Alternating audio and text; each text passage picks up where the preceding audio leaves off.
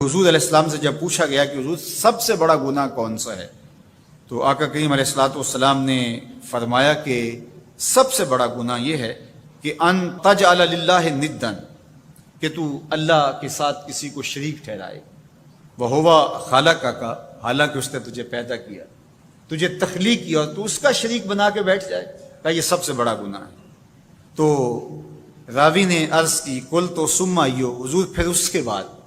تو آقا کریم نے فرمایا ثم ان تقتل ولدک خشیۃ ان یطعم معک، تو بچے کو اس لیے قتل کر دے کہ یہ کس طرح میں اس کو پال سکوں گا، بچے کو ضائع کر دینا، اس کو قتل کر دینا۔ اللہ فرماتا ہے نحن نرزقکم وایاہم، ہم تمہیں بھی رزق دیتے ہیں ان کو بھی دیں گے۔ تیسری بات حضور نے فرمایا ان تزانی بحلیلۃ جارک، آپ ہمسائے کی بیوی کے ساتھ بدکاری کریں، تو یہ بڑے گناہوں میں سے۔ ہمسایہ ماں جائے کی طرح ہوتا ہے، اس کی دیوار سانجھی ہوتی ہے، اس کی عزت سانجھی ہوتی ہے، اور اگر کوئی شخص طاق میں رہے اور ہمسایوں کے گھر گھس کے ان کی آبرو ریزی کر دے، تو یہ تین بڑے گناہ جو ہیں ان میں سے ایک بڑا گناہ اللہ کے محبوب علیہ السلام نے ارشاد فرمایا۔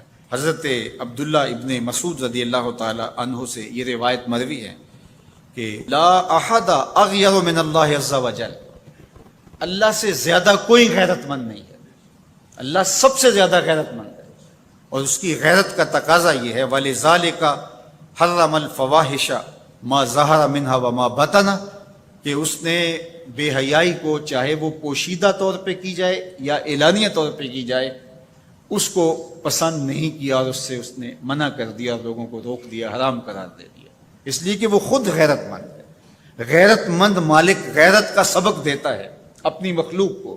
اللہ تعالیٰ قرآن مجید میں ارشاد فرمایا وَلَا تَقْرَبُوا الْفَوَاحِشَ مَا ظَهَرَ مِنْهَا وَمَا بَطَنَ، فحش کام کے قریب نہ جانا، وہ اعلانیہ طور پہ کرو یا وہ مخفی طور پہ کرو۔ تو مفسرین نے لکھا کہ جو بدکاری ہے وہ مخفی فحش ہے، اور شراب نوشی یہ اعلانیہ فحش ہے۔ شراب نوش جو ہے وہ چھپ نہیں سکتا، بدکار بعض اوقات ایک مدت کے لیے چھپ جاتا ہے، لیکن یہ بات ذہن میں رکھیے کہ جو بدکار ہے وہ دنیا کے اوپر رسوا ضرور ہوتا ہے، اس کے چہرے کا نور چھین لیا جاتا ہے، اور اس کے اوپر مصیبتیں مسلط کر دی جاتی ہیں، اور اللہ کے قہر و غضب کا شکار ہوتا ہے، اس کی دعائیں قبول نہیں ہوتی، نیک لوگوں کی دعاؤں سے اس کا حصہ نکال لیا جاتا ہے، لیکن بہرحال ایک مدت کے لیے چھپ جاتا ہے۔ لیکن شرابی اپنے جرم کو نہیں چھپا پاتا، تو کہا کہ جو مخفی جرم ہے وہ بدکاری ہے، اور جو ارشاد فرمایا قرآن نے کہ جو ظاہر جرم ہے اس سے مراد جو ہے وہ الخمر ہے، شراب ہے، اور ہر نشہ دینے والی چیز سے حرام کی حرمت آئی۔ کل مسکر خمر وکل خمر حرام، فرمایا ہر نشہ آور چیز شراب ہے، اور ہر شراب حرام قرار دے دی گئی ہے۔ اب یہاں بھی لوگ دلیلیں لے کے بیٹھ جاتے ہیں، میاں وہ بھی ایک مشروب ہے، اس سے کیا فرق پڑتا ہے؟ میاں جب رب نے کہہ دیا تو بات ختم ہو گئی۔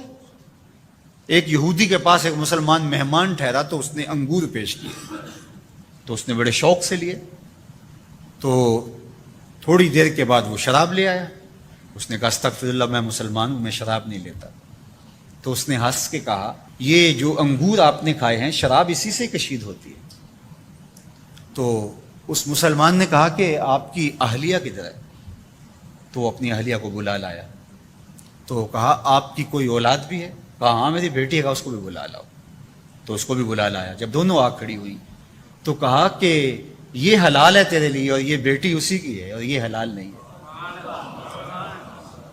تو جب اس یہودی نے یہ بات سنی فقال اشہد ان لا الہ الا اللہ وحدہ لا شریک لہ واشہد ان محمدا عبدہ ورسولہ، کہا اتنی خوبصورت دلیل، اتنی خوبصورت دلیل، کہا انگور سے شراب نکلی ہے تو شراب حرام کیوں، انگور حلال کیوں؟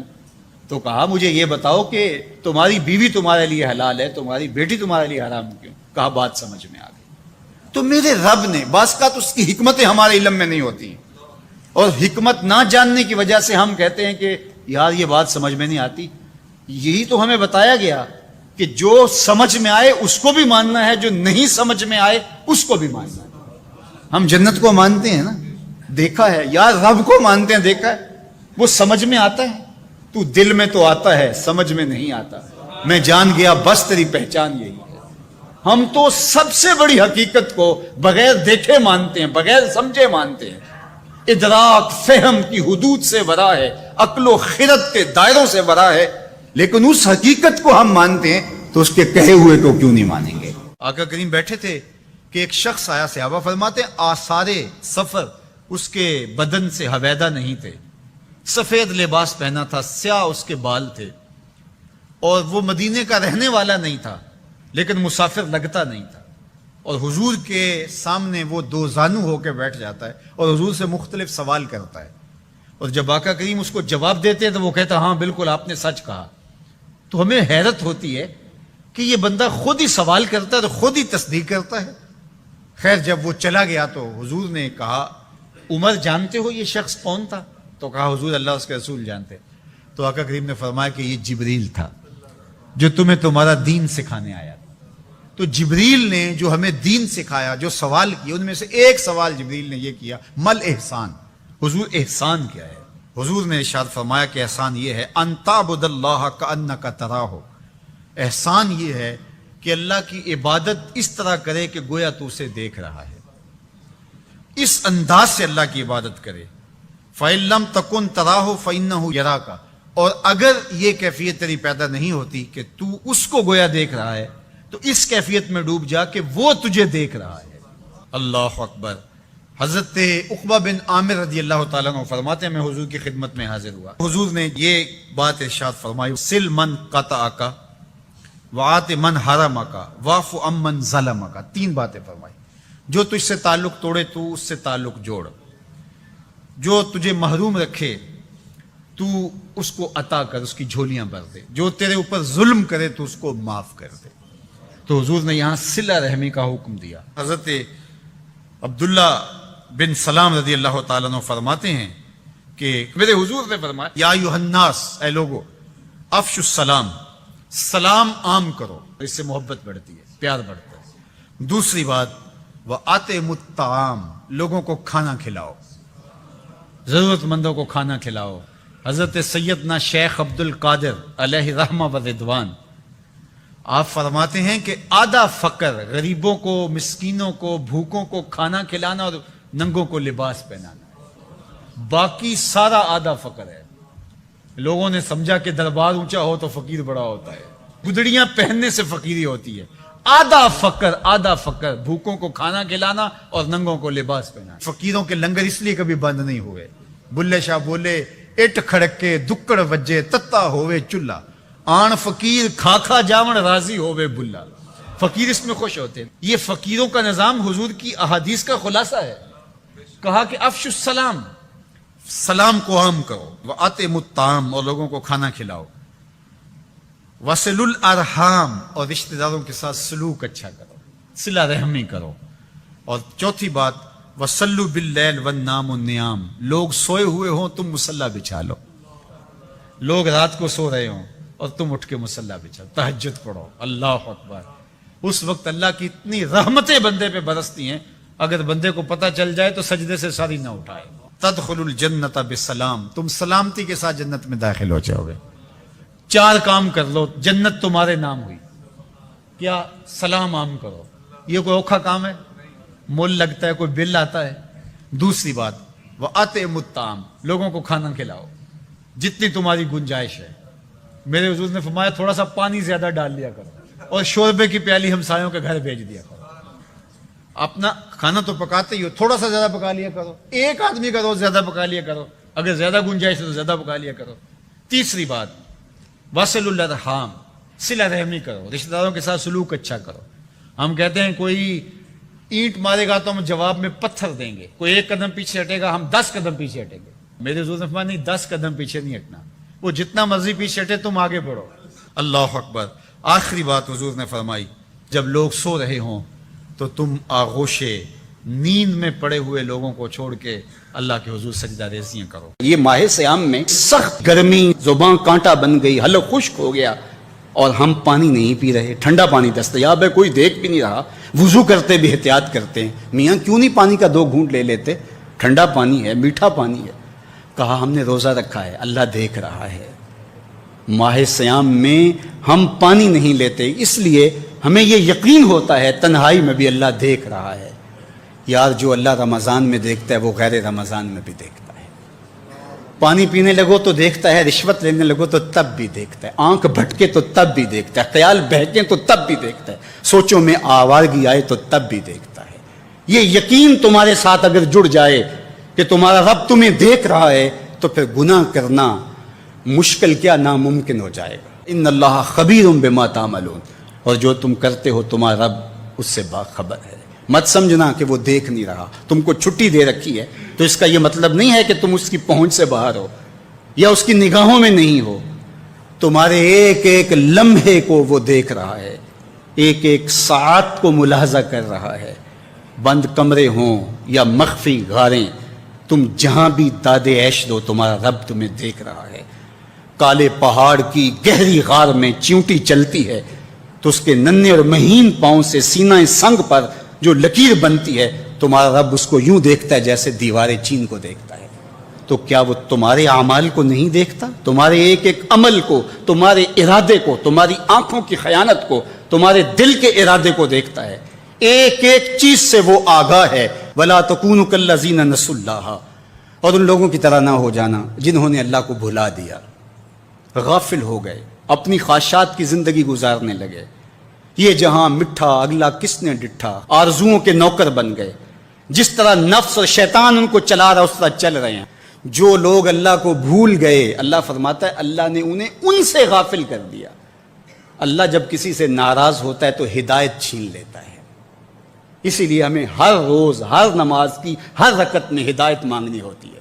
اہدنا الصراط المستقیم، ہر روز مانگتے ہیں، ہر نماز میں مانگتے ہیں، ہر رکعت میں مانگتے ہیں، اللہ ہمیں ہدایت پہ گامزن رکھنا۔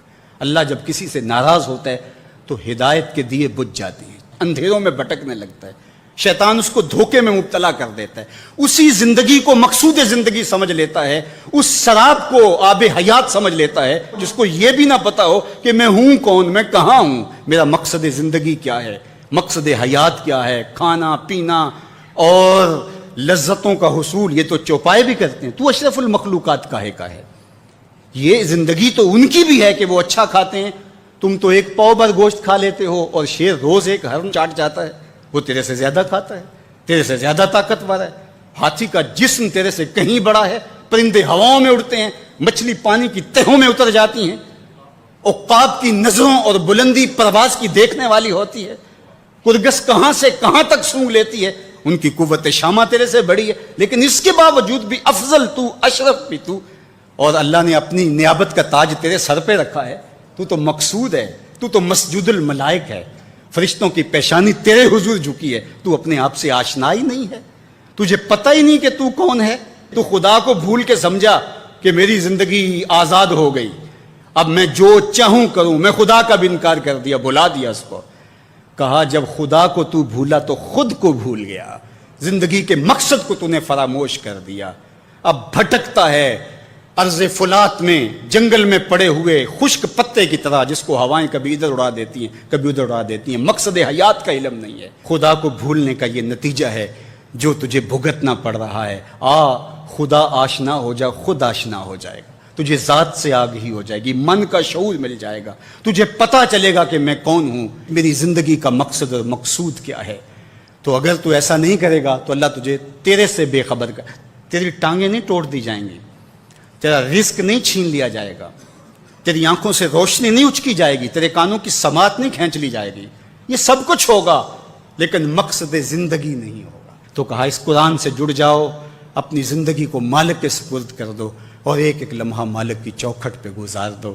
یہ ماہ صیام میں سخت گرمی، زباں کانٹا بن گئی، حلق خشک ہو گیا اور ہم پانی نہیں پی رہے، ٹھنڈا پانی دستیاب ہے، کوئی دیکھ بھی نہیں رہا، وضو کرتے بھی احتیاط کرتے ہیں، میاں کیوں نہیں پانی کا 2 گھونٹ لے لیتے، ٹھنڈا پانی ہے، میٹھا پانی ہے۔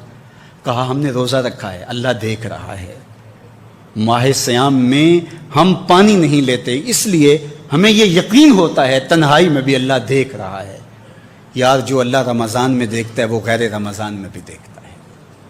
پانی پینے لگو تو دیکھتا ہے, رشوت لینے لگو تو تب بھی دیکھتا ہے, آنکھ بھٹکے تو تب بھی دیکھتا ہے, خیال بہکے تو تب بھی دیکھتا ہے, سوچوں میں آوارگی آئے تو تب بھی دیکھتا ہے. یہ یقین تمہارے ساتھ اگر جڑ جائے کہ تمہارا رب تمہیں دیکھ رہا ہے تو پھر گناہ کرنا مشکل کیا ناممکن ہو جائے گا. ان اللہ خبیر بما تعملون, اور جو تم کرتے ہو تمہارا رب اس سے باخبر ہے. مت سمجھنا کہ وہ دیکھ نہیں رہا, تم کو چھٹی دے رکھی ہے تو اس کا یہ مطلب نہیں ہے کہ تم اس کی پہنچ سے باہر ہو یا اس کی نگاہوں میں نہیں ہو. تمہارے ایک ایک لمحے کو وہ دیکھ رہا ہے, ایک ایک ساعت کو ملاحظہ کر رہا ہے. بند کمرے ہوں یا مخفی غاریں, تم جہاں بھی داد عیش دو تمہارا رب تمہیں دیکھ رہا ہے. کالے پہاڑ کی گہری غار میں چیونٹی چلتی ہے تو اس کے ننھے اور مہین پاؤں سے سینہ سنگ پر جو لکیر بنتی ہے تمہارا رب اس کو یوں دیکھتا ہے جیسے دیوار چین کو دیکھتا ہے. تو کیا وہ تمہارے اعمال کو نہیں دیکھتا؟ تمہارے ایک ایک عمل کو, تمہارے ارادے کو, تمہاری آنکھوں کی خیانت کو, تمہارے دل کے ارادے کو دیکھتا ہے. ایک ایک چیز سے وہ آگاہ ہے.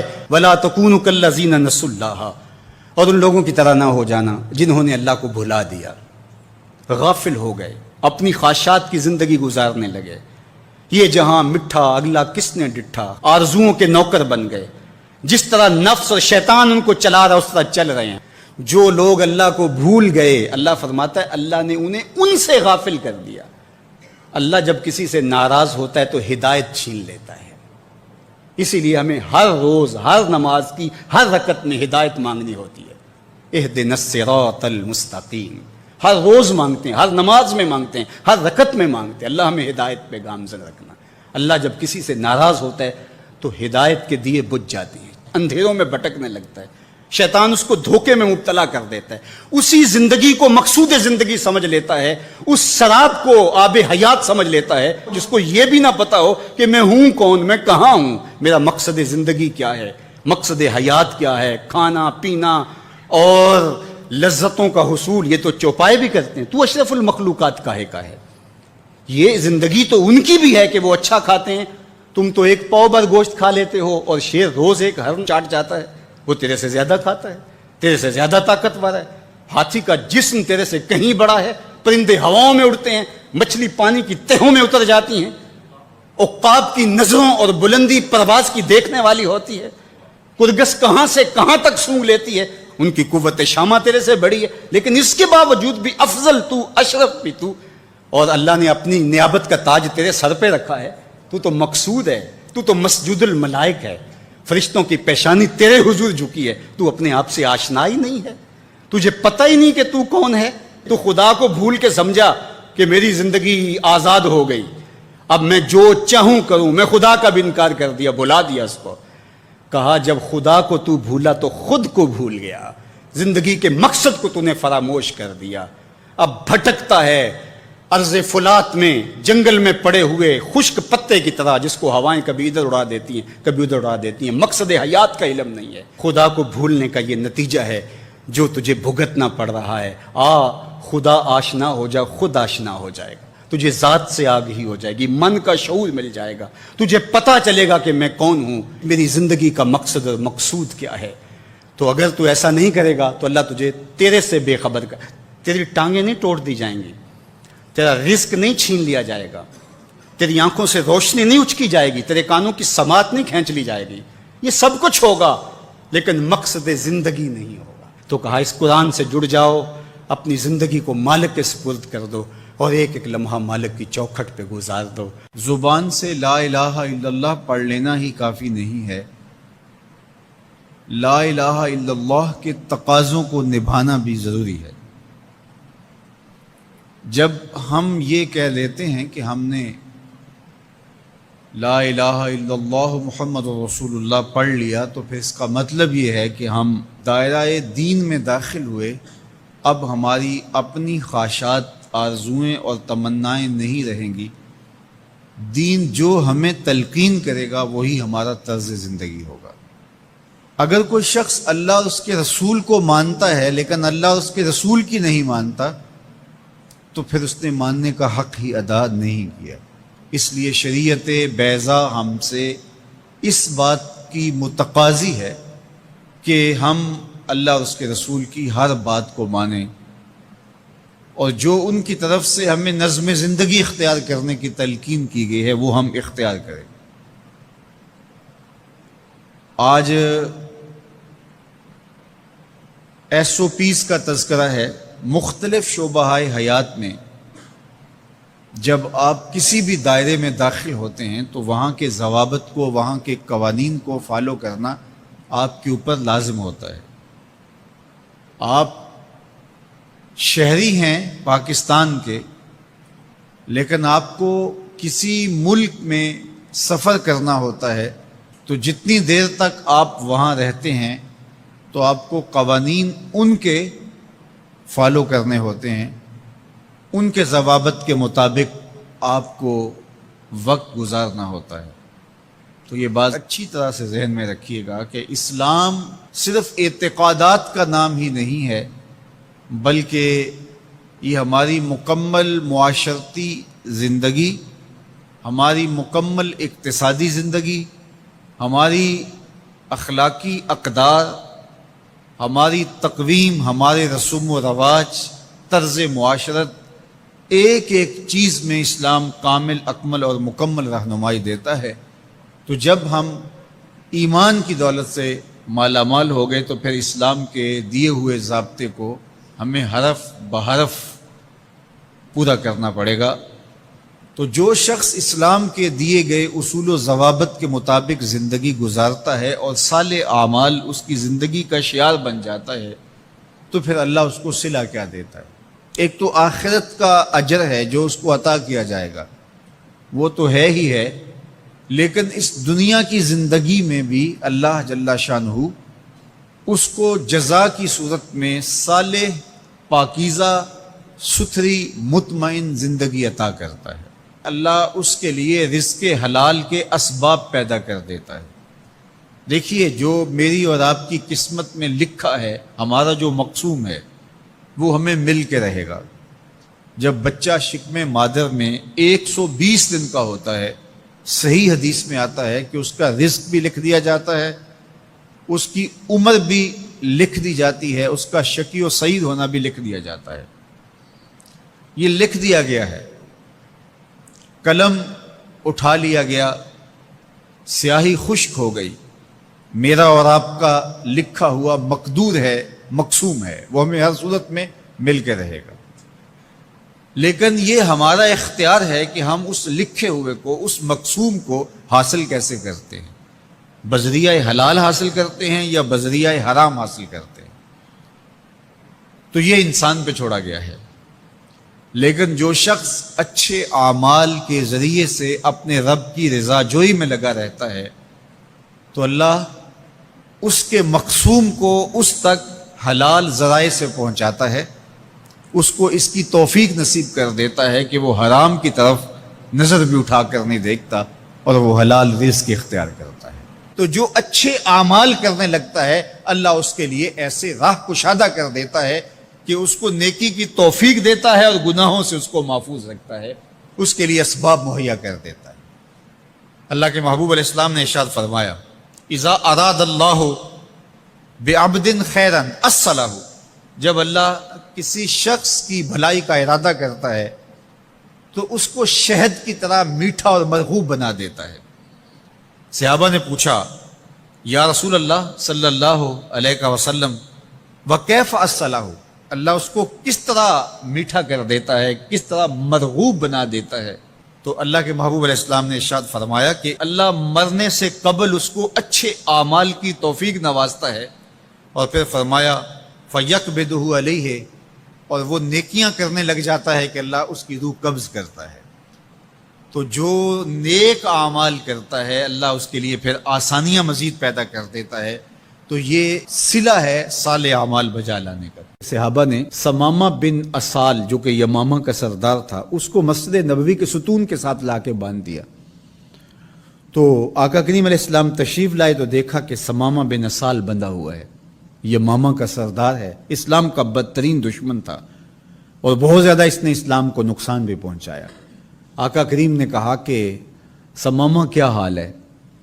تو اس نے کہا کہ اگر آپ مجھے قتل کریں تو میرا قتل رائے گا نہیں جائے گا، اور اگر آپ میرے عوض کوئی مال لینا چاہیں تو آپ حکم کریں، میں کنگال نہیں ہوں کہ نہ دے سکوں، اور اگر آپ مجھے یوں ہی چھوڑ دیں تو میں احسان فراموش شخص نہیں ہوں، اس نیکی کا بدلہ دوں گا۔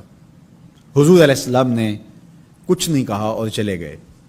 دوسرے دن حضور پھر تشریف لائے اور پھر کہا کہ سمامہ سنا کیا حال ہے؟ اس نے یہی باتیں دوبارہ کی کہ اگر آپ مجھے یوں ہی چھوڑ دیں تو مجھے احسان فراموش نہیں پائیں گے، خاندانی شخص ہوں، اس کا بدلہ چکاؤں گا، اور اگر آپ میرے عوض کچھ لینا چاہیں تو کوئی کنگال شخص نہیں ہوں کہ کچھ دے نہ سکوں، اور اگر آپ جو ہے وہ مجھے قتل کر دیں تو کوئی معمولی شخص نہیں ہوں کہ میرا قتل یوں ہی بھلا دیا جائے گا، اس کے بدلے میں خون کی ندیاں بہیں گی۔ حضور پھر خاموشی سے گزر گئے۔ تیسرے دن حضور پھر آئے اور کہا سمامہ کیا حال ہے؟ اس نے پھر وہی باتیں کی کہ اگر آپ مجھے یوں ہی معاف کر دیں تو احسان فراموش نہیں ہوں گا، اور اگر آپ مجھے قتل کر دیں تو میرا قتل رائے گا نہیں جائے گا، اور اگر آپ یوں ہی چھوڑ دیں تو پھر اس کے جواب میں میری طرف سے جو رد عمل ہوگا وہ بھی دیکھنے والا ہوگا۔ تینوں دن یہی بات کہی، لیکن حضور تینوں دن اس کی گفتگو سنتے رہے۔ اچھا موقع ہے، ایک شخص آیا ہے اور بدترین دشمن ہے، اس کی کونسلنگ کی جائے، اس کو سمجھایا جائے، لیکن ساری باتیں باتوں سے نہیں ہوتی، کچھ نگاہوں کے فیصلے بھی ہوتے ہیں۔ تیرا علاج نظر کے سوا کچھ اور نہیں۔ حضور نے کچھ نہیں کہا، اور تیسرے دن جب حضور نے کہا کہ اس کی رسیاں کھول دو تو اس کی رسیاں کھول دی گئی، تو وہ باہر جاتا ہے، قدم اندر کو اٹھتے ہیں۔ حضور نے تو چھوڑ دیا، لیکن اب وہ جائے تو کہاں جائے؟ پر کاٹ کے میرے کہا صیاد نے مجھ سے، جا تجھے کشمکش دہر سے آزاد کیا۔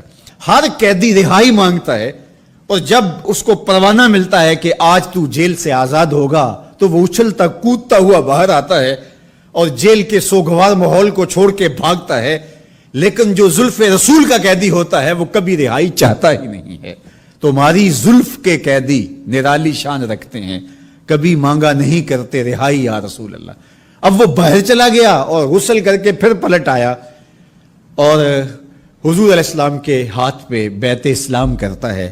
اسلام لانے کے بعد اب وہ جو پہلی بات کرتا ہے وہ سنیے۔ وہ کہتا ہے حضور مجھے سب سے زیادہ اگر کوئی برا دین لگتا تھا تو وہ دین اسلام تھا، لیکن اب میری کیفیت قلب یہ ہے جتنا پیارا دین دین اسلام لگتا ہے کوئی اور دین ہے ہی نہیں، اور جتنے بھی دنیا پہ شہر موجود تھے مجھے شہر مدینہ ان میں سے معاذ اللہ اچھا نہیں لگتا تھا، لیکن اب میری کیفیت یہ ہے جنوں ویکھ کے اکھیاں ٹھر دیاں نے، جنوں ویکھ کے ٹھردا سینہ ہے، ربا تیری ساری خدائی وچوں بس اکو شہر مدینہ ہے۔ تیسری بات اس نے حضور کے چہرہ انور کے بارے میں کہی کہ پہلے آپ کے بارے میں میری رائے اچھی نہیں تھی، اور اب آپ کے چہرے کو دیکھتا ہوں تو ٹھنڈ پڑتی ہے، روح کو قرار ملتا ہے، ایسا سونا اور حسین چہرہ مجھے کائنات میں کہیں دکھائی نہیں دیتا۔ مکھ چند بدر شاہ شانی ہے، متھے چمک دی لاٹ نورانی ہے، کالی زلف تے اکھ مستانی ہے، مخمور رکھی ہن مد بھریاں۔ اب اسلام لانے کے بعد جو فوری تبدیلی اس نے محسوس کی اس کو بیان کیا۔ حضور کائنات میں سب سے محبوب چہرہ اگر مجھے نظر آتا ہے تو وہ آپ کا ہے۔ تو ادھر ایمان لایا اور ادھر دل میں یہ تغیر اور یہ تبدیلی پیدا ہوئی، تو ایمان کے ساتھ جڑی ہوئی محبت ہے۔ جب محبت ہوگی تو پھر ایمان ہوگا، اور اگر محبت نہیں ہے تو ایمان کی نفی کر دے گی۔ حضور علیہ السلام سے جب پوچھا گیا کہ حضور سب سے بڑا گناہ کون سا ہے، تو آقا کریم علیہ السلام نے فرمایا کہ سب سے بڑا گناہ یہ ہے کہ ان تجعل للہ ندًا، کہ تو اللہ کے ساتھ کسی کو شریک ٹھہرائے، وہو خالقک، حالانکہ اس نے تجھے پیدا کیا، تجھے تخلیق کیا، اور تو اس کا شریک بنا کے بیٹھ جائے، کہ یہ سب سے بڑا گناہ ہے۔ تو راوی نے عرض کی کل تو ثم ایو، حضور پھر اس کے بعد؟ تو آقا کریم نے فرمایا ثم ان تقتل ولدک خشیۃ ان یطعم معک، تو بچے کو اس لیے قتل کر دے کہ یہ کس طرح میں اس کو پال سکوں گا، بچے کو ضائع کر دینا، اس کو قتل کر دینا۔ اللہ فرماتا ہے نحن نرزقکم وایاہم، ہم تمہیں بھی رزق دیتے ہیں ان کو بھی دیں گے۔ تیسری بات حضور نے فرمایا ان تزانی بحلیلۃ جارک، آپ ہمسائے کی بیوی کے ساتھ بدکاری کریں تو یہ بڑے گناہوں میں سے، ہمسایہ ماں جائے کی طرح ہوتا ہے، اس کی دیوار سانجھی ہوتی ہے، اس کی عزت سانجھی ہوتی ہے، اور اگر کوئی شخص طاق میں رہے اور ہمسایوں کے گھر گھس کے ان کی آبرو ریزی کر دے تو یہ 3 بڑے گناہ جو ہیں ان میں سے ایک بڑا گناہ اللہ کے محبوب علیہ السلام نے ارشاد فرمایا۔ حضرت عبداللہ ابن مسعود رضی اللہ تعالی عنہ سے یہ روایت مروی ہے کہ لا احد اغیر من اللہ عز وجل، اللہ سے زیادہ کوئی غیرت مند نہیں ہے، اللہ سب سے زیادہ غیرت مند ہے، اور اس کی غیرت کا تقاضا یہ ہے وَلِذَالِكَ حَرَّمَ الْفَوَاحِشَ مَا ظَهَرَ مِنْهَا وَمَا بَطَنَ، کہ اس نے بے حیائی کو چاہے وہ پوشیدہ طور پہ کی جائے یا اعلانیہ طور پہ کی جائے اس کو پسند نہیں کیا، اور اس سے اس نے منع کر دیا، اور لوگوں کو روک دیا، حرام قرار دے دیا، اس لیے کہ وہ خود غیرت مند ہے۔ غیرت مند مالک غیرت کا سبق دیتا ہے اپنی مخلوق کو۔ اللہ تعالیٰ قرآن مجید میں ارشاد فرمایا وَلَا تَقْرَبُوا الْفَوَاحِشَ مَا ظَهَرَ مِنْهَا وَمَا بَطَنَ، فحش کام کے قریب نہ جانا، وہ اعلانیہ طور پہ کرو یا وہ مخفی طور پہ کرو۔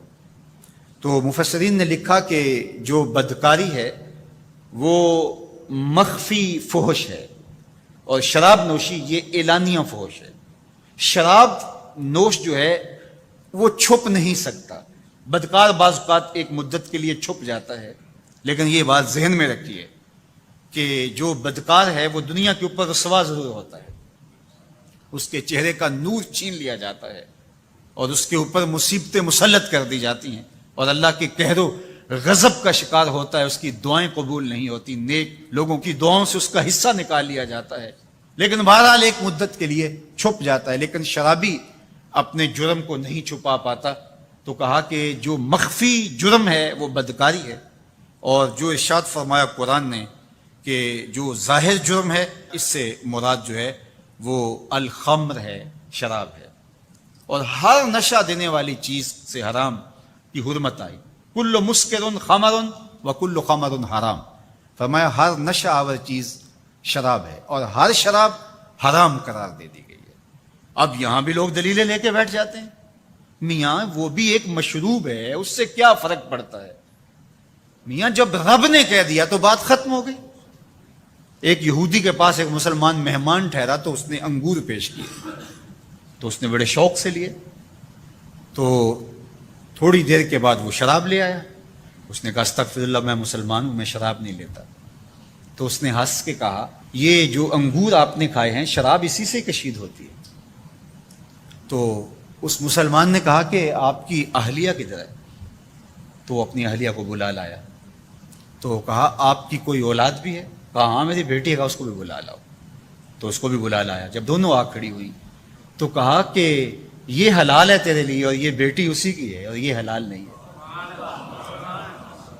تو جب اس یہودی نے یہ بات سنی فقال اشہد ان لا الہ الا اللہ وحدہ لا شریک لہ واشہد ان محمدا عبدہ ورسولہ۔ کہا اتنی خوبصورت دلیل، اتنی خوبصورت دلیل۔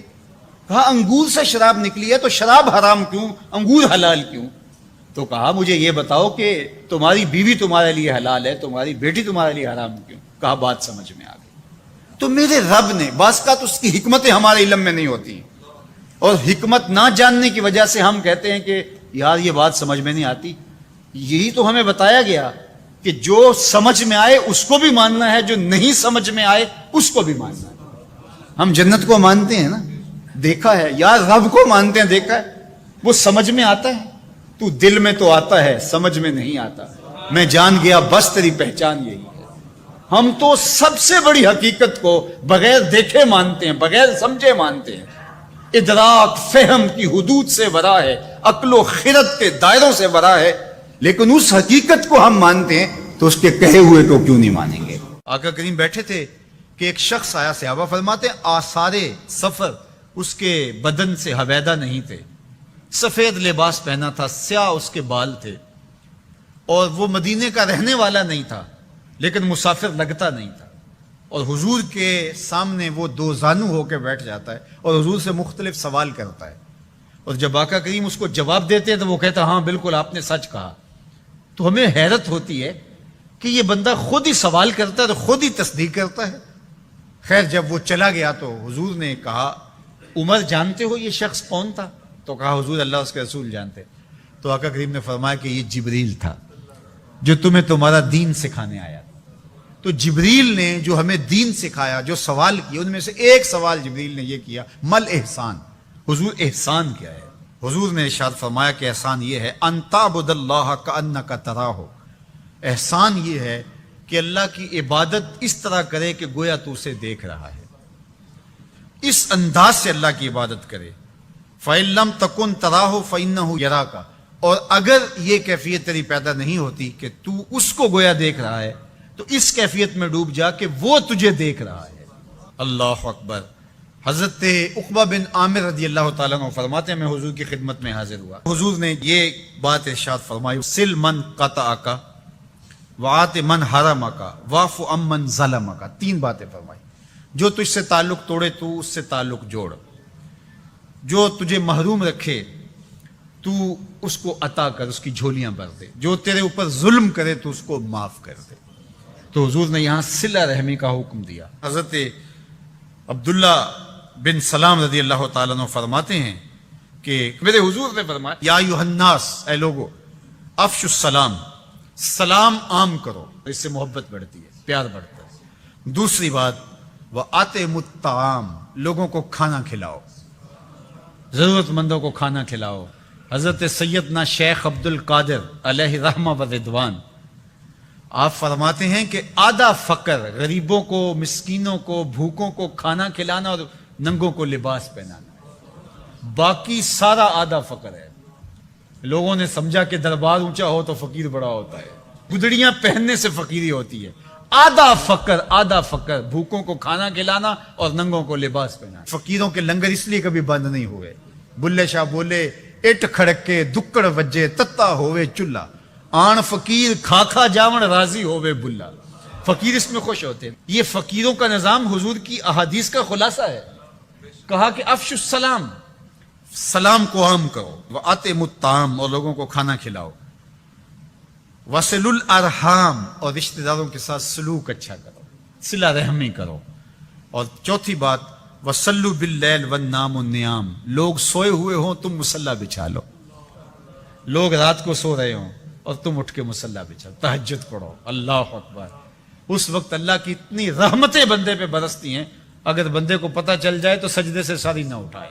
تدخل الجنت بسلام، تم سلامتی کے ساتھ جنت میں داخل ہو جاؤ گے. 4 کام کر لو، جنت تمہارے نام ہوئی. کیا؟ سلام عام کرو. یہ کوئی اوکھا کام ہے؟ مول لگتا ہے، کوئی بل آتا ہے؟ دوسری بات وَأَطْعِمُوا الطَّعَامَ، لوگوں کو کھانا کھلاؤ جتنی تمہاری گنجائش ہے. میرے حضور نے فرمایا تھوڑا سا پانی زیادہ ڈال لیا کرو اور شوربے کی پیالی ہمسایوں کے گھر بھیج دیا کرو. اپنا کھانا تو پکاتے ہی ہو، تھوڑا سا زیادہ پکا لیا کرو. ایک آدمی کا روز زیادہ پکا لیا کرو، اگر زیادہ گنجائش ہے تو زیادہ پکا لیا کرو. تیسری بات وَصِلُوا الْأَرْحَامَ، صلہ رحمی کرو، رشتہ داروں کے ساتھ سلوک اچھا کرو. ہم کہتے ہیں کوئی اینٹ مارے گا تو ہم جواب میں پتھر دیں گے، کوئی 1 قدم پیچھے ہٹے گا ہم 10 قدم پیچھے ہٹیں گے. میرے حضور نے فرمایا نہیں، 10 قدم پیچھے نہیں ہٹنا، وہ جتنا مرضی پیچھے ہٹے تم آگے بڑھو. اللہ اکبر.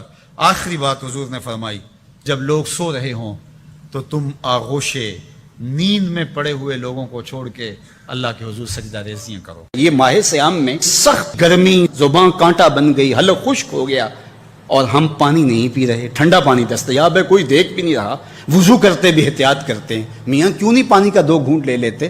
ٹھنڈا پانی ہے، میٹھا پانی ہے. کہا ہم نے روزہ رکھا ہے، اللہ دیکھ رہا ہے. ماہ سیام میں ہم پانی نہیں لیتے، اس لیے ہمیں یہ یقین ہوتا ہے تنہائی میں بھی اللہ دیکھ رہا ہے. یار جو اللہ رمضان میں دیکھتا ہے وہ غیر رمضان میں بھی دیکھتا ہے.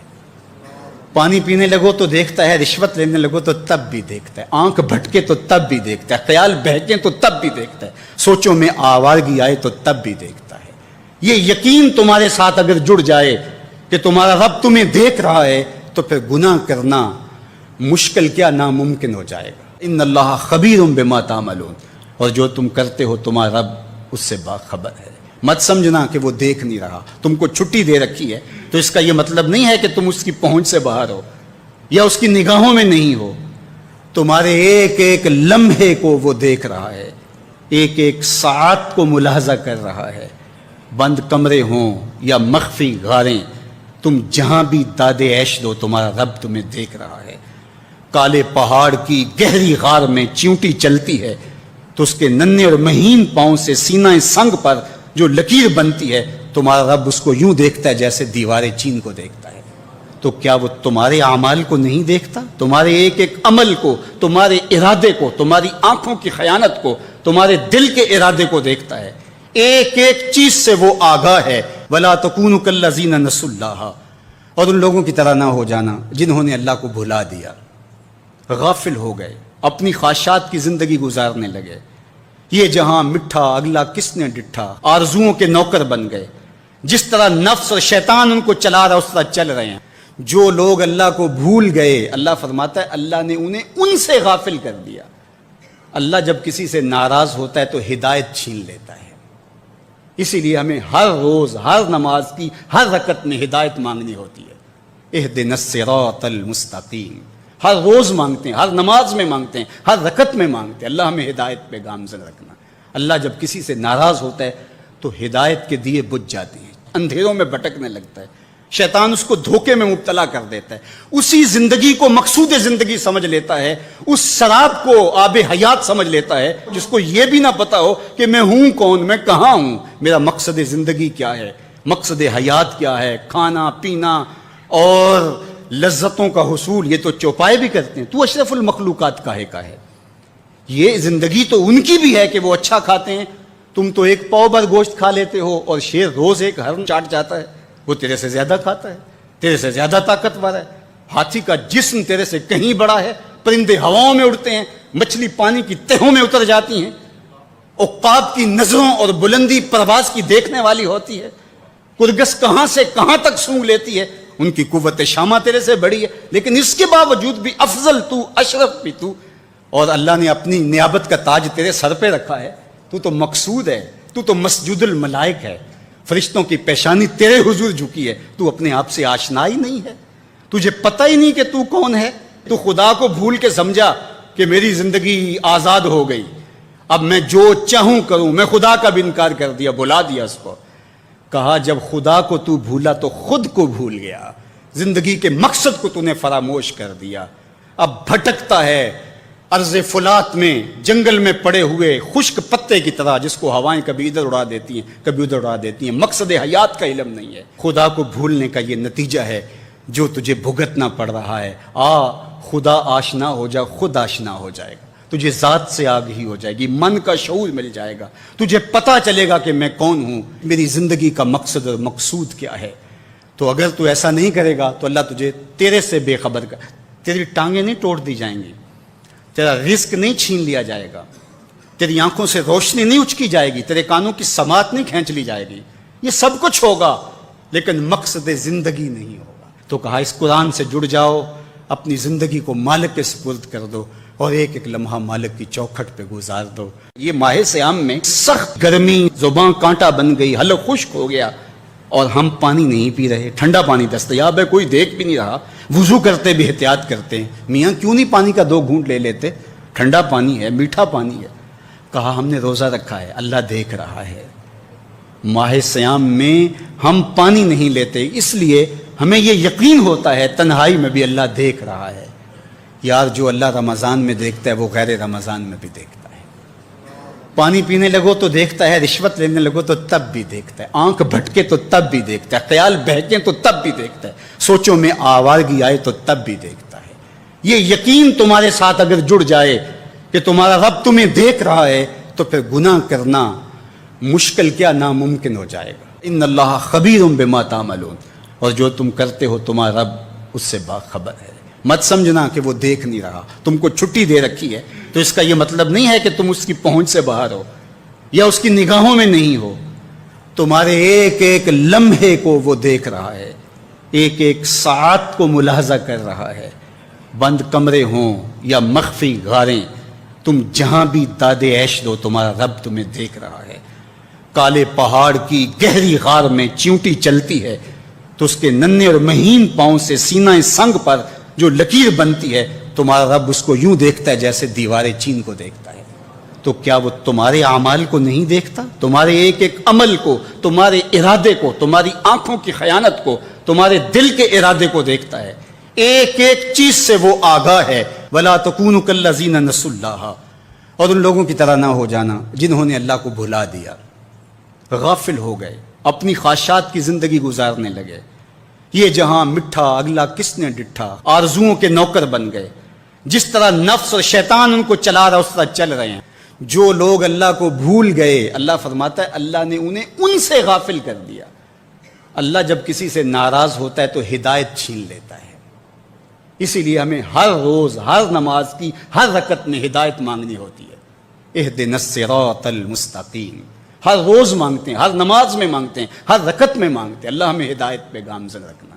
اللہ جب کسی سے ناراض ہوتا ہے تو ہدایت کے دیے بجھ جاتے ہیں، اندھیروں میں بھٹکنے لگتا ہے، شیطان اس کو دھوکے میں مبتلا کر دیتا ہے، اسی زندگی کو مقصود زندگی سمجھ لیتا ہے، اس شراب کو آب حیات سمجھ لیتا ہے، جس کو یہ بھی نہ پتا ہو کہ میں ہوں کون، میں کہاں ہوں، میرا مقصد زندگی کیا ہے، مقصد حیات کیا ہے، کھانا پینا اور لذتوں کا حصول، یہ تو چوپائے بھی کرتے ہیں، تو اشرف المخلوقات کاہے کا ہے۔ یہ زندگی تو ان کی بھی ہے کہ وہ اچھا کھاتے ہیں، تم تو ایک پاؤ بھر گوشت کھا لیتے ہو اور شیر روز ایک ہرن چاٹ جاتا ہے، وہ تیرے سے زیادہ کھاتا ہے، تیرے سے زیادہ طاقتور ہے، ہاتھی کا جسم تیرے سے کہیں بڑا ہے، پرندے ہواؤں میں اڑتے ہیں، مچھلی پانی کی تہوں میں اتر جاتی ہیں، عقاب کی نظروں اور بلندی پرواز کی دیکھنے والی ہوتی ہے، کرگس کہاں سے کہاں تک سونگ لیتی ہے، ان کی قوت شامہ تیرے سے بڑی ہے، لیکن اس کے باوجود بھی افضل تو، اشرف بھی تو، اور اللہ نے اپنی نیابت کا تاج تیرے سر پہ رکھا ہے، تو مقصود ہے، تو مسجود الملائک ہے، فرشتوں کی پیشانی تیرے حضور جھکی ہے، تو اپنے آپ سے آشنا ہی نہیں ہے، تجھے پتہ ہی نہیں کہ تو کون ہے، تو خدا کو بھول کے سمجھا کہ میری زندگی آزاد ہو گئی، اب میں جو چاہوں کروں، میں خدا کا بھی انکار کر دیا، بلا دیا اس کو۔ کہا جب خدا کو تو بھولا تو خود کو بھول گیا، زندگی کے مقصد کو تو نے فراموش کر دیا، اب بھٹکتا ہے ارض فلات میں، جنگل میں پڑے ہوئے خشک پتے کی طرح، جس کو ہوائیں کبھی ادھر اڑا دیتی ہیں کبھی ادھر اڑا دیتی ہیں، مقصد حیات کا علم نہیں ہے۔ خدا کو بھولنے کا یہ نتیجہ ہے جو تجھے بھگتنا پڑ رہا ہے۔ خدا آشنا ہو جا، خود آشنا ہو جائے گا، تجھے ذات سے آگہی ہو جائے گی، من کا شعور مل جائے گا، تجھے پتہ چلے گا کہ میں کون ہوں، میری زندگی کا مقصد اور مقصود کیا ہے۔ تو اگر تو ایسا نہیں کرے گا تو اللہ تجھے تیرے سے بے خبر کر، تیری ٹانگیں نہیں توڑ دی جائیں گی، تیرا رزق نہیں چھین لیا جائے گا، تیری آنکھوں سے روشنی نہیں اچکی جائے گی، تیرے کانوں کی سماعت نہیں کھینچ لی جائے گی، یہ سب کچھ ہوگا لیکن مقصد زندگی نہیں ہوگا۔ تو کہا اس قرآن سے جڑ جاؤ، اپنی زندگی کو مالک کے سپرد کر دو اور ایک ایک لمحہ مالک کی چوکھٹ پہ گزار دو۔ زبان سے لا الہ الا اللہ پڑھ لینا ہی کافی نہیں ہے، لا الہ الا اللہ کے تقاضوں کو نبھانا بھی ضروری ہے۔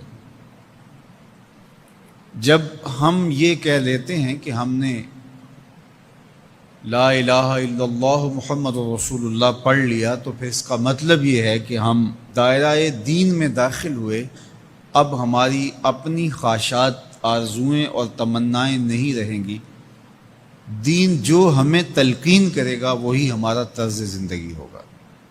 اگر کوئی شخص اللہ اور اس کے رسول کو مانتا ہے لیکن اللہ اور اس کے رسول کی نہیں مانتا، تو پھر اس نے ماننے کا حق ہی ادا نہیں کیا۔ اس لیے شریعت بیضا ہم سے اس بات کی متقاضی ہے کہ ہم اللہ اور اس کے رسول کی ہر بات کو مانیں، اور جو ان کی طرف سے ہمیں نظم زندگی اختیار کرنے کی تلقین کی گئی ہے وہ ہم اختیار کریں۔ آج SOPs کا تذکرہ ہے۔ مختلف شعبہ حیات میں جب آپ کسی بھی دائرے میں داخل ہوتے ہیں تو وہاں کے ضوابط کو، وہاں کے قوانین کو فالو کرنا آپ کے اوپر لازم ہوتا ہے۔ آپ شہری ہیں پاکستان کے، لیکن آپ کو کسی ملک میں سفر کرنا ہوتا ہے، تو جتنی دیر تک آپ وہاں رہتے ہیں تو آپ کو قوانین ان کے فالو کرنے ہوتے ہیں، ان کے ضوابط کے مطابق آپ کو وقت گزارنا ہوتا ہے۔ تو یہ بات اچھی طرح سے ذہن میں رکھیے گا کہ اسلام صرف اعتقادات کا نام ہی نہیں ہے، بلکہ یہ ہماری مکمل معاشرتی زندگی، ہماری مکمل اقتصادی زندگی، ہماری اخلاقی اقدار، ہماری تقویم، ہمارے رسوم و رواج، طرز معاشرت، ایک ایک چیز میں اسلام کامل، اکمل اور مکمل رہنمائی دیتا ہے۔ تو جب ہم ایمان کی دولت سے مالا مال ہو گئے تو پھر اسلام کے دیے ہوئے ضابطے کو ہمیں حرف بحرف پورا کرنا پڑے گا۔ تو جو شخص اسلام کے دیے گئے اصول و ضوابط کے مطابق زندگی گزارتا ہے اور صالح اعمال اس کی زندگی کا شعار بن جاتا ہے، تو پھر اللہ اس کو صلہ کیا دیتا ہے؟ ایک تو آخرت کا اجر ہے جو اس کو عطا کیا جائے گا، وہ تو ہے ہی ہے، لیکن اس دنیا کی زندگی میں بھی اللہ جل شانہ اس کو جزا کی صورت میں صالح، پاکیزہ، ستھری، مطمئن زندگی عطا کرتا ہے۔ اللہ اس کے لیے رزق حلال کے اسباب پیدا کر دیتا ہے۔ دیکھیے، جو میری اور آپ کی قسمت میں لکھا ہے، ہمارا جو مقسوم ہے، وہ ہمیں مل کے رہے گا۔ جب بچہ شکم مادر میں 120 دن کا ہوتا ہے، صحیح حدیث میں آتا ہے کہ اس کا رزق بھی لکھ دیا جاتا ہے، اس کی عمر بھی لکھ دی جاتی ہے، اس کا شقی و سعید ہونا بھی لکھ دیا جاتا ہے۔ یہ لکھ دیا گیا ہے، قلم اٹھا لیا گیا، سیاہی خشک ہو گئی، میرا اور آپ کا لکھا ہوا مقدور ہے، مقسوم ہے، وہ ہمیں ہر صورت میں مل کے رہے گا۔ لیکن یہ ہمارا اختیار ہے کہ ہم اس لکھے ہوئے کو، اس مقسوم کو حاصل کیسے کرتے ہیں، بذریعہ حلال حاصل کرتے ہیں یا بذریعہ حرام حاصل کرتے ہیں، تو یہ انسان پہ چھوڑا گیا ہے۔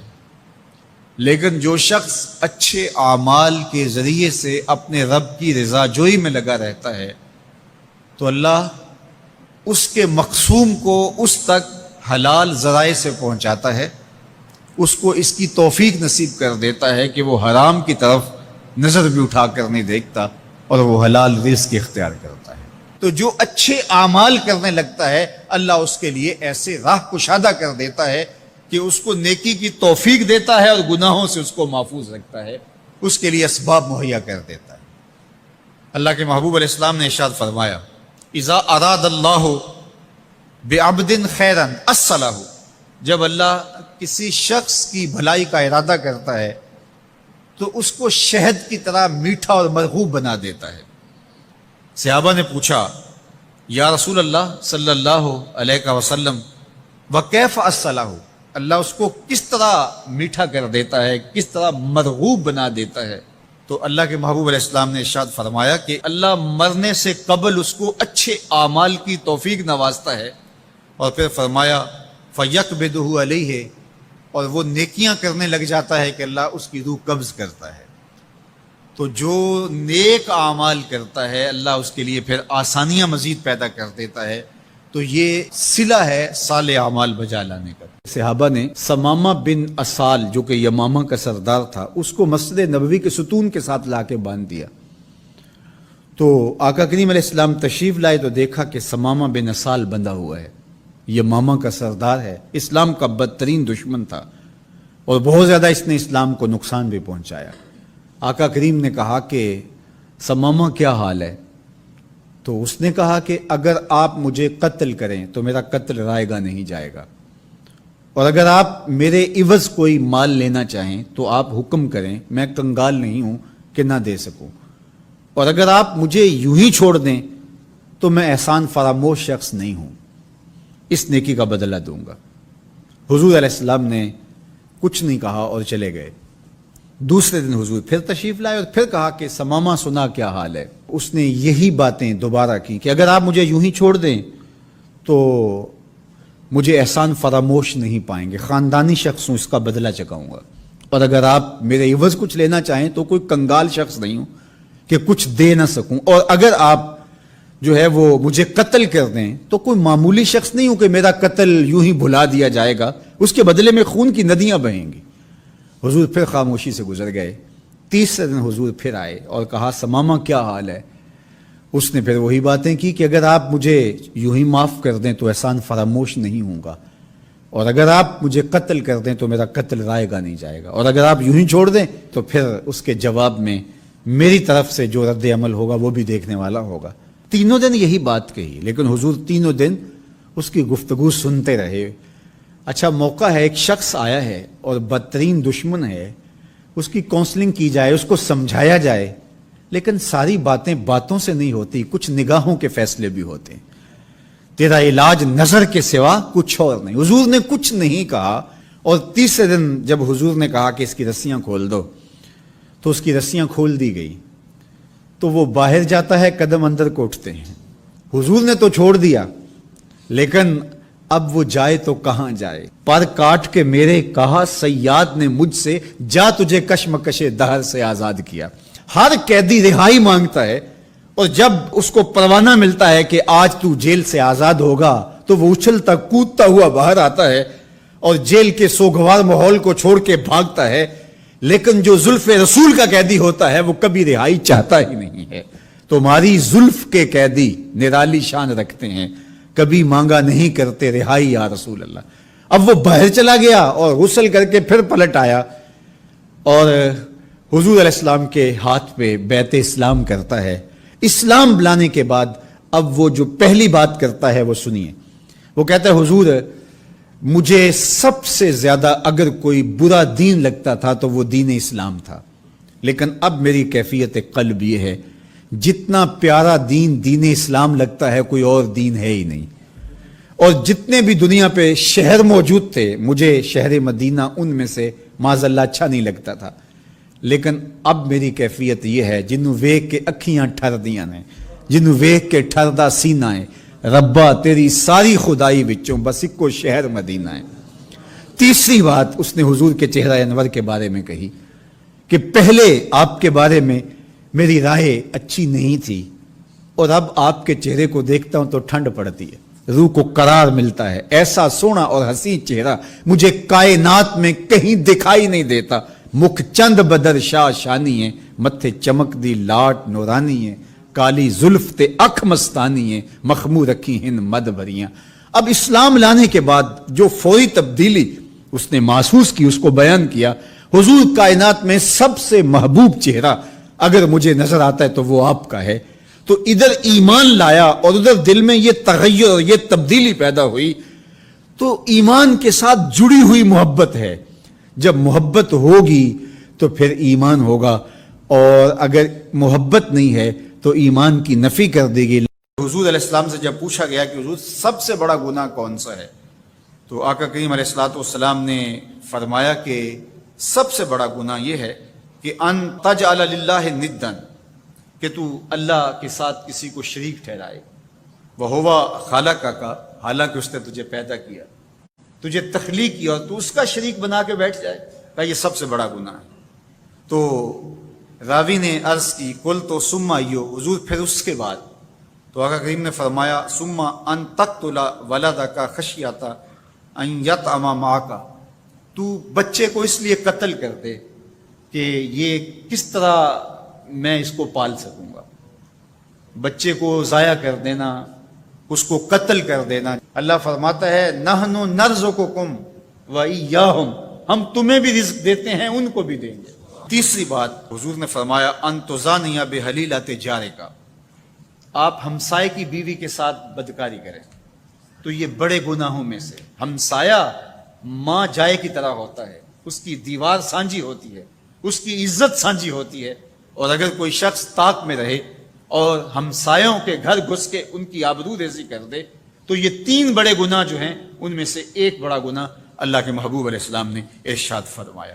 حضرت عبداللہ ابن مسعود رضی اللہ تعالی عنہ سے یہ روایت مروی ہے کہ لا احد اغیر من اللہ عز وجل، اللہ سے زیادہ کوئی غیرت مند نہیں ہے، اللہ سب سے زیادہ غیرت مند ہے، اور اس کی غیرت کا تقاضا یہ ہے وَلِذَالِكَ حَرَّمَ الْفَوَاحِشَ مَا ظَهَرَ مِنْهَا وَمَا بَطَنَ، کہ اس نے بے حیائی کو چاہے وہ پوشیدہ طور پہ کی جائے یا اعلانیہ طور پہ کی جائے اس کو پسند نہیں کیا، اور اس نے منع کر دیا، اور لوگوں کو روک دیا، حرام قرار دے دیا، اس لیے کہ وہ خود غیرت مند ہے۔ غیرت مند مالک غیرت کا سبق دیتا ہے اپنی مخلوق کو. اللہ تعالیٰ قرآن مجید میں ارشاد فرمایا وَلَا تَقْرَبُوا الْفَوَاحِشَ مَا ظَهَرَ مِنْهَا وَمَا بَطَنَ. فحش کام کے قریب نہ جانا، وہ اعلانیہ طور پہ کرو یا وہ مخفی طور پہ کرو. تو مفسرین نے لکھا کہ جو بدکاری ہے وہ مخفی فحش ہے، اور شراب نوشی یہ اعلانیہ فحش ہے. شراب نوش جو ہے وہ چھپ نہیں سکتا. بدکار بعض اوقات ایک مدت کے لیے چھپ جاتا ہے، لیکن یہ بات ذہن میں رکھیے کہ جو بدکار ہے وہ دنیا کے اوپر رسوا ضرور ہوتا ہے، اس کے چہرے کا نور چھین لیا جاتا ہے اور اس کے اوپر مصیبتیں مسلط کر دی جاتی ہیں، اور اللہ کے قہر و غضب کا شکار ہوتا ہے. اس کی دعائیں قبول نہیں ہوتی، نیک لوگوں کی دعاؤں سے اس کا حصہ نکال لیا جاتا ہے. لیکن بہرحال ایک